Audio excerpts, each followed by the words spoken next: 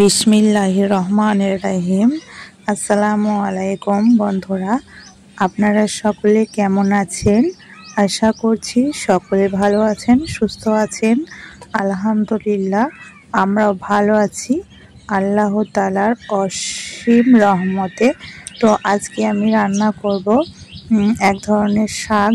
তো সেটা হলো পুনকো শাক যেটা বলি আমরা, আর হচ্ছে পালং শাক আর শিম দিয়ে আলু দিয়ে। এই শাকটা রান্নার জন্য প্রথমে কড়াই গরম করতে দিয়েছিলাম, তারপরে তেল দিয়ে পাঁচফোড়নটা ভালো করে ভেজে নিলাম।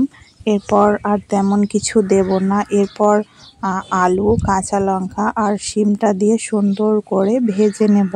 যারা আমার ভিডিওটা আজকে প্রথম দেখছেন অবশ্যই চ্যানেলটা সাবস্ক্রাইব করে দেবেন এবং সাথে থাকা বেল আইকনটি প্রেস করে দেবেন যদি ইউটিউব থেকে দেখে থাকেন। আর যদি ফেসবুক থেকে দেখে থাকেন তাহলে অবশ্যই পেজটি ফলো করে দেবেন। তো আমার ভিডিওগুলো যদি ভালো লেগে থাকে তার জন্য অনেক অনেক ধন্যবাদ।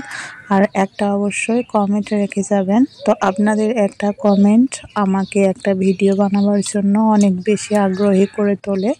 না হলে ভিডিও খুব একটা বানাতে ইচ্ছে যায় না, কারণ ভিউজ কম এবং সাথে সাথে কমেন্টও খুব বেশি পায় না। তো এখন আমি এটাকে সুন্দর করে ভেজে নিয়েছি। এরপর আমি শাকগুলোকে দিয়ে দেব। তো এখানে দুই ধরনের শাক আছে, আর এইভাবে শাকটা রান্না করলে এত বেশি মজা হয়, এত ভালো লাগে খেতে।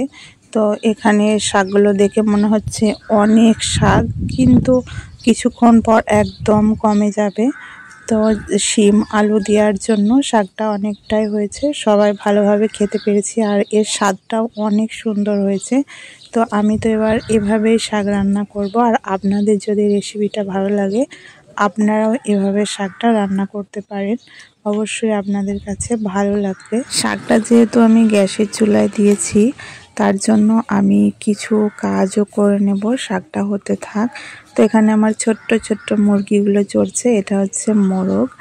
তো এরা এখানে খেলা করছে, ঘুরে বেড়াচ্ছে। আর এটা হচ্ছে আমার ছাগল, আর এটা হচ্ছে তার ছানা। তো এটা হচ্ছে মুরগির ঘর, আর এখানে হচ্ছে একটা ছোট্ট ছাগলের ঘর আছে। আর এটা হচ্ছে একটা মৌসুমী লেবুর গাছ, আর একটা হচ্ছে কামরাঙা গাছ। তো কামরাঙা গাছে এত ফল এসেছে, শুধুমাত্র ফলই দেখা যাচ্ছে, পাতা বেশি দেখাই যায়নি। তো এরপর আমি চলে যাব আমাদের মাঠে। তো আমার বাড়ির কাছে একটা মাঠ আছে, সেখানে প্রচুর ছাগলের অত্যাচার।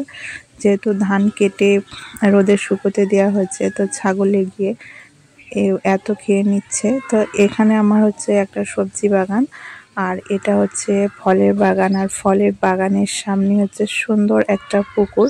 তো এখানে চাইলে আমি একটা সুন্দর রান্নাঘর করতে পারি ভিডিওর জন্য। যেহেতু এখন ভিডিওতে খুব একটা ভিউজ নেই, তার জন্য সব নিয়ে এখন ভাবিনি। তো এখন আমি চলে এসেছি একদম মাঠের কাছে। তো দেখব যে মাঠে ছাগলে বা হাঁস মুরগিতে ধান খাচ্ছে কিনা। তো না, এখানে কেউ নেই।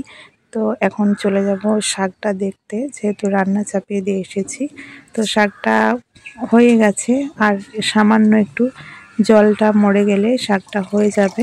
তো চলুন শাকটা হতে থাকুক, আমি ততক্ষণ আরও কিছু কাজ করে নিই। তো এখানে শাকটা আর একটু ঢাকা দিয়ে রেখে যাব যাতে একদম জলটা মরে যায়। তো এর মধ্যে আমি উঠান ঝাঁট, তারপরে ঘর একটু পরিষ্কার করে নেব। তো চলো, আমার সব কিছু হয়ে গেছে, আর এখানে আমার শাকটাও কমপ্লিট হয়ে গেছে।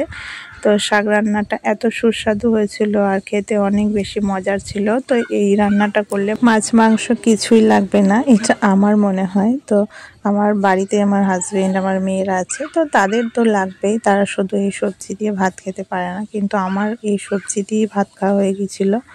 তো সবার এক একটা পছন্দ। তো আমার সবজিটা খেতে বেশি ভালো লাগে। তো আজকের ভিডিওটা যদি ভালো লেগে থাকে তাহলে অবশ্যই কমেন্ট করে যাবেন। আজকের মতো টাটা, দেখা হচ্ছে আরও সুন্দর একটা ভিডিও নিয়ে। ততক্ষণ পর্যন্ত টাটা, আল্লাহ হাফেজ, আসসালামু আলাইকুম।